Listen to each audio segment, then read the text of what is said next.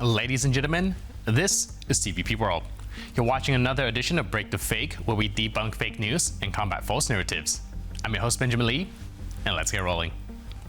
So on February 5th, 2026, the New START Treaty officially expired. For the first time in decades, there are no mechanism left between Russia and the United States to control nuclear arsenals. None, nada, not at all. And at the very moment the last guardrail disappears, Moscow continues testing weapons designed to deliver nuclear warheads under real combat conditions.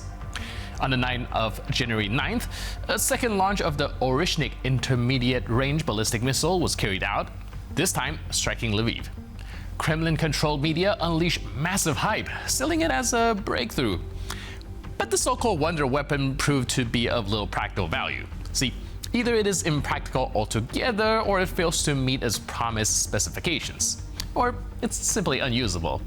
Engineers may be working day and night trying to build something that could destroy the world, perhaps imagining themselves as Oppenheimer, yet what actually showed up looked less like strategic genius and more like Frankenstein with a warhead.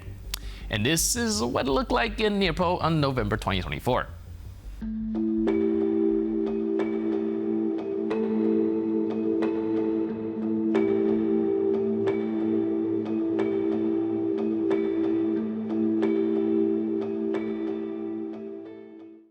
Since late October 2025, Vladimir Putin has been almost continuously reporting alleged breakthroughs in next-generation weapon systems that he claims are unique in their tactical and technical characteristics and provide unprecedented military advantages. According to him, the Oreshnik possesses almost unbelievable capabilities, including a kinetic impact supposedly comparable to that of a meteorite, thanks to components that allegedly heat up and fly to temperatures equal to the surface of the sun. Now, alongside this, he regularly references other weapons that he claimed have no equivalents in the world. At an expanded meeting of Russia's Defense Ministry Board in December 2025, he announced that available Oreshnik systems would be placed on combat duty, once again mentioning weapons that, in his words, no one else in the world has. Now, this messaging is clear, exclusive, unmatched, apocalyptic. Это достаточно мощные элементы, которые разогреваются до температуры 4000 градусов. Не знаю, в интернете можно посмотреть. На территории поверхности Солнца, по-моему, 5,6, 6000 градусов. Сопоставимо с температурой на поверхности Солнца. Вот кинетический удар, мощный удар. Это как метеорит падает. Мы же знаем в истории, как и какие метеориты, где падали и какие были последствия. Но этого оказалось достаточно, чтобы целые озера образовывались, правда? Вот, Тунгусский метеорит, он к чему привел? Известно ведь. Также и здесь и поражение, значит, очень серьезное. Все, что находится в центре, превращается в пепел, разлагается на составляющие элементы. И поражаются объекты, находящиеся на глубине 3-4, а может даже больше этажей вниз. Причем не просто этажи, а это укрепленные сооружения. Вот сила удара колоссальная. Но можно, конечно, добавить еще, и оно будет еще более мощным. Главное, что принципиальный образец создан, он работает, и работает так, как и запланировано его создателем. You see, the problem is that despite the impressive combat characteristic claimed on paper, the missile's real military value remains highly questionable. In November 2024, Oreshnik was equipped with inert warheads, and despite dramatic footage showing the MIRV-style warhead with individually guided blocks striking the city of Dnipro, the attack failed to cause any meaningful damage to the target, which is the Pitmash missile plant. Satellite images show no impact craters, no building reduced to ashes, and for something compared to the meteorite, the physical evidence is modest to say the least. According to expert assessments, the Oreshnik makes little military sense in a non-nuclear configuration due to its high cost and poor accuracy. The spectacle is expensive, the results are thin. Putin's wonder weapons have so far had no noticeable impact on the course of the war in Ukraine.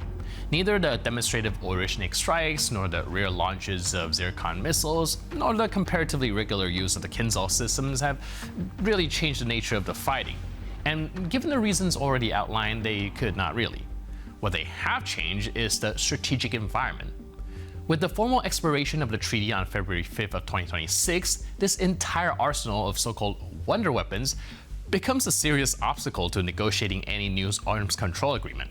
See, new criteria would have to be developed to assess and account for novel delivery systems like the Oreshnik and the Poseidon.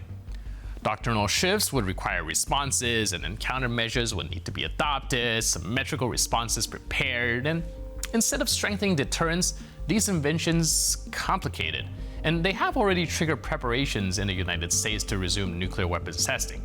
This is the actual consequences of the no equivalence narrative. Not really strategic advantage, but more unstable nuclear future. While much of the civilized world is trying to avoid World War III, Russian state television is once again calling for military action, this time on the European continent. Never again clearly does not translate well in Moscow studios, but when the only card left on the table is nuclear weapons and the complete devaluation of human life, subtlety is not really part of the programming. See, on Russian TV, the notorious propagandist Vladimir Solovyov has floated a brand new idea, a joint war. Russia and the United States against Europe. Yeah, that's a pitch. Moscow and Washington teaming up to fight Brussels. Absurd? For most people, yeah. For a primetime propagandist, just another Tuesday. Я не исключаю, кстати, возможности ведения войны на Европейском театре военных действий объединенным российско-американской армией против армии Евросоюза. Как бы не был фантастическим такой сценарий сейчас, я совершенно не исключаю, что он может случиться. Ну, например, немцы дернутся и попытаются разобраться с базой «Рамштайн». Или вдруг они решат избавиться от американцев, находящихся в Европе. И Трамп обратится к нам за помощью. И мы, как Суворов, через Альпы ломанем через Европу спасать американцев, которых заблокируют взбесившиеся, понимаешь, европейские войска. А что нет? И старик Суворов с хохолком седым будет по-прежнему, размахивая шашечкой, вести за собой чудо-богатырей. Красиво. Объединенная армия Заманчиво, заманчиво. Извините. So, what exactly is going on here? Why these sharp turns in rhetoric? One day, Russian television threatened Washington with nuclear annihilation. The next, the United States is presented as a potential ally. In the best traditions of Russian ideological theater, history is dragged on stage for backup.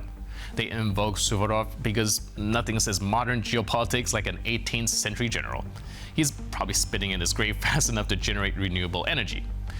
But wait, there's more. See, according to these geniuses, it's Russia that's publicly offering to help the United States. Yeah, help. After years of confrontation, after years of hostilities, the irony writes itself because nearly everything in Russia has done in recent years points to the opposite direction. Russia is losing influence globally while the United States continues to expand its strategic presence and power. And yet somehow America, unlike the self-declared Great Russia, is not rushing to drop a warhead on Berlin. So what does this add up to? Once again, Russia is changing tactics mid-air, while in the real front, the one it started itself, it cannot even accomplish its own declared objectives. The country is drowning in poverty, people are in prison for free speech, hundreds of thousands are fleeing repression and mobilization. And in the middle of all that, Russia is suddenly ready to open a new front, without resolving a single internal problem, without finishing a single war it has already started. The rhetoric shifts faster than the ruble exchange rate. Once again, the authorities are offering the nation a grand foreign adventure, because talking about a hypothetical war with Europe is far easier than explaining the very real failures at home. And with that, we conclude this edition of Break the Fake. But for more news, update, and commentary, please stay tuned to TVP World.